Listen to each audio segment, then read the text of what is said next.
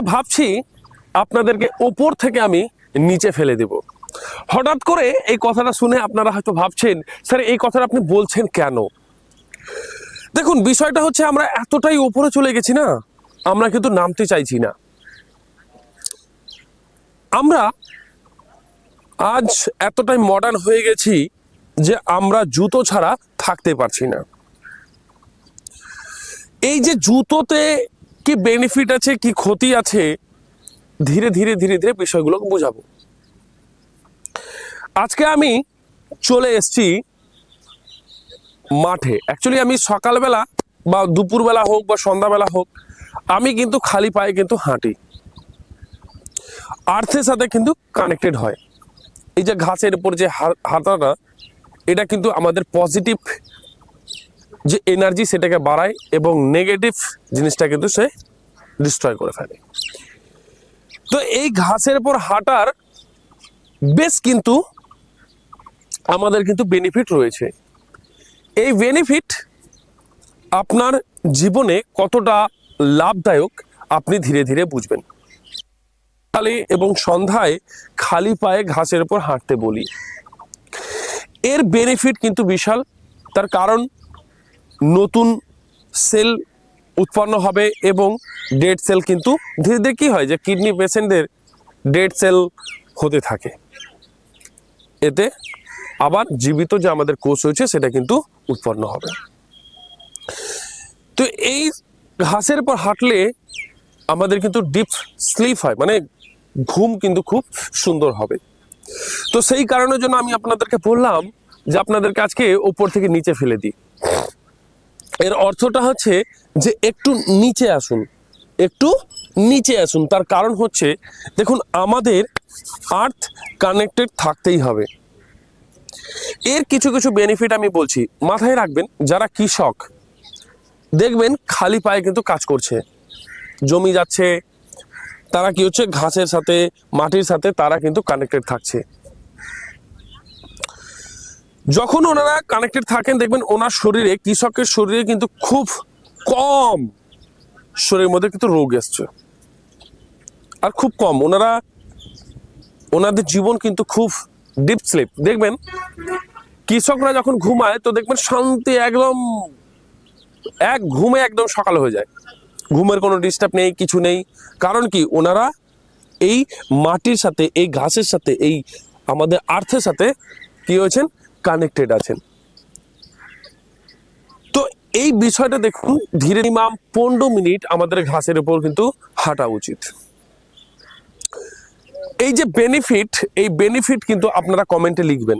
তার কারণ আপনাদেরকে আমি বলি, আমি কিন্তু বেশি কিছু বলছি না, এর অনেক ব্যাখ্যা দেওয়া যায়, আমি এত কিছু আপনাদেরকে বলবো না। আপনারা প্রত্যেকে কমেন্টে লিখবেন 10 দিন বা 15 দিন কন্টিনিউ আপনারা ঘাসের উপর হাঁটবেন। হেঁটে এবার আপনারা নিজেই আমাকে কমেন্ট করবেন যে স্যার কতটা আগের থেকে কতটা পরিবর্তন আপনার শরীরের মধ্যে কিন্তু হয়েছে। এটা কিন্তু মাথায় রাখবেন এবং কমেন্টে জানাবেন, যাতে প্রত্যেকের যেন উপকার হয়।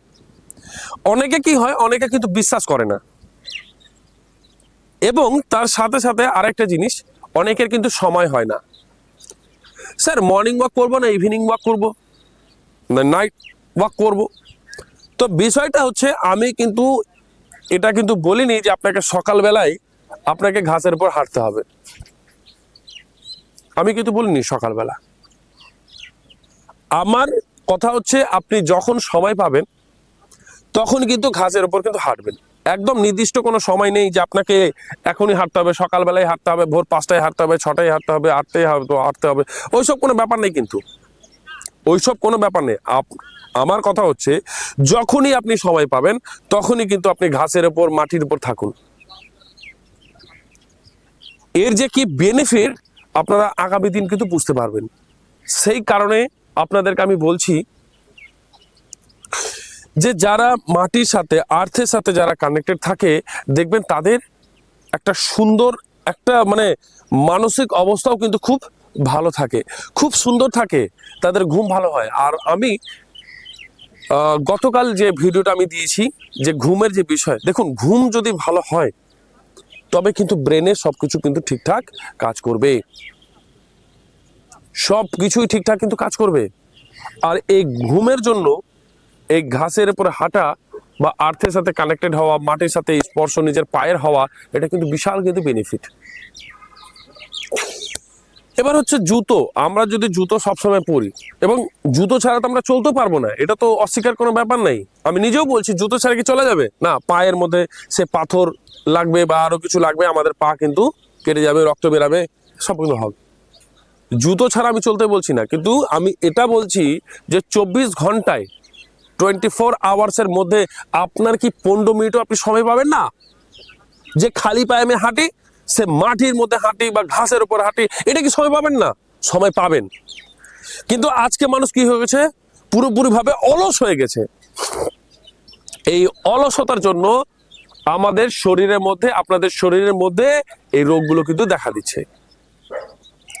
দুশ্চিন্তায় ভুগছেন আপনারা, মানসিক দুশ্চিন্তায় ভুগছেন। তো সেই জন্য বলছি যে সময় করে নিজের উপর সময় দিতে শিখুন, নিজেকে দিন।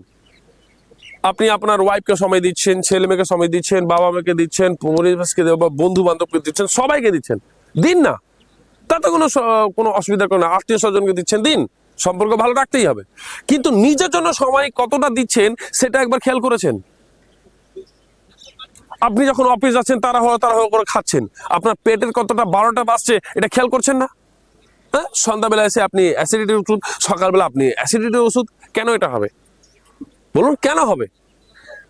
একটু তো নিয়ম করে চলতে হবে আপনাদেরকে, এবং নিজেকে সুস্থ রাখতে আপনাদেরকে তো রাখতে হবে না সুস্থ। করোনা সময় দেখেছেন তো, যখন আপনারা, যার করোনা হয়েছে তার কাছে কেউ যাচ্ছে না, বাবা মা বউ ছেলে মেয়ে কেউ যাচ্ছে না।